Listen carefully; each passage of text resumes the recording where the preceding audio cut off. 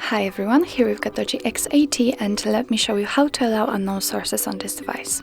So first of all, let's get into the settings. Then let's choose Apps and Notifications. Scroll down and click on Advanced. Scroll down again, choose Special App Access, and at the very bottom of the list we've got Install Unknown Apps, so simply tap on it. And as you can see here, we've got the list of apps which are allowed or not allowed to install something. If you want to allow, for example, Gmail to install some content, simply tap on the Gmail and let's click on this switcher right next to allow from this source. Let's get back. And as you can see, from now on the Gmail is allowed to install anything.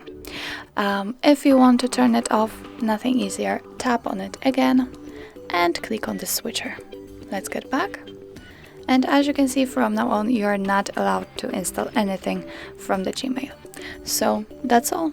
This is how to allow unknown sources in your DOOGEE X80.